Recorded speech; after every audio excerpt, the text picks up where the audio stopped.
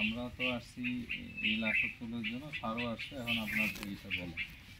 Sir আমার ছিল ওই ধরেছি স্যার, রাত্রিভাবে মাটি দিয়েছি।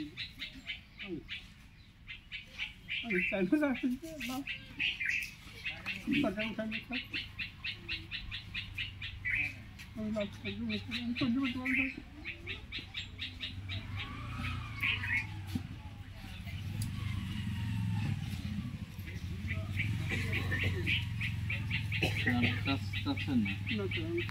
না আমাদের পরিবার থেকে এই কথা কি আপনি বলেন।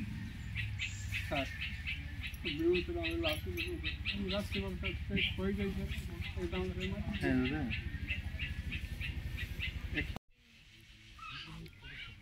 ঠিক আছে, আপনারা একটা লিখিত দেন, আবেদন করেন, আমরা একটা প্রতিবেদন দেব বিজ্ঞ আদালতে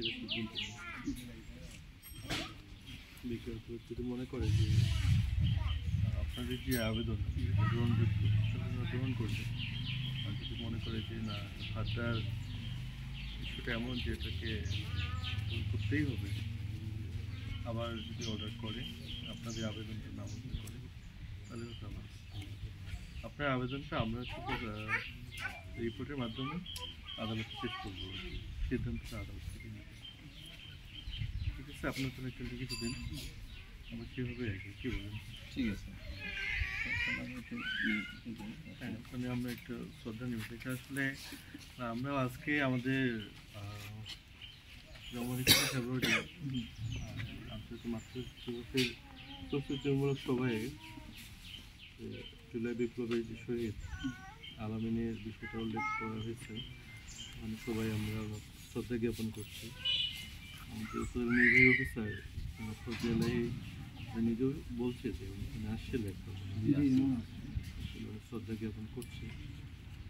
তো আমি এটা আমারও একটা সুযোগ যে আমিও খবরে কেউ না এটা শ্রদ্ধা জ্ঞাপন করার সুযোগ পাচ্ছি।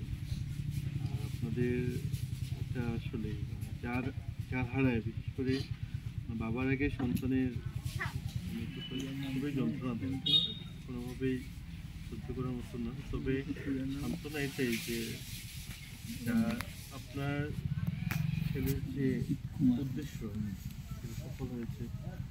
জুলাই বিপ্লবে আমাদের যারা নেতৃবৃন্দ আছেন এখনো দেশটাকে সমন্বিত করে সামনে এগিয়ে যাচ্ছে।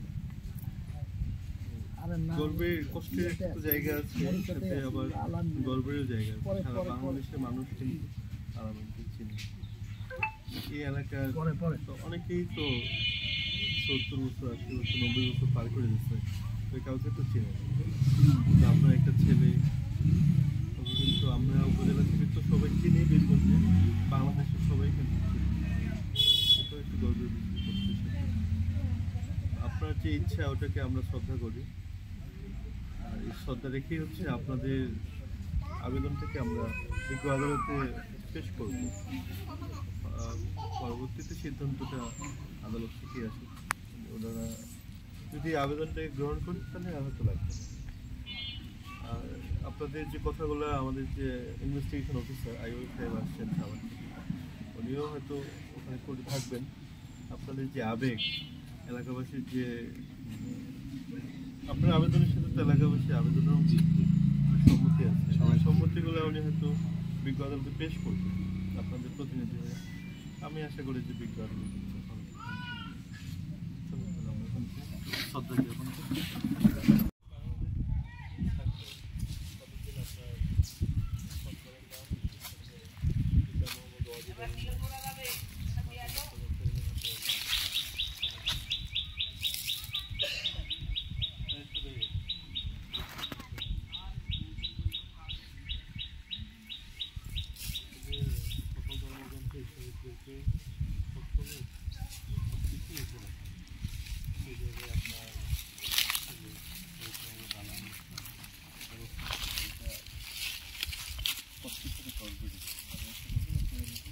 গর্বটাকে ধারণ করে কষ্টটাকে যতটুকু পারা যায় থেকে না ভিডিও নিয়ে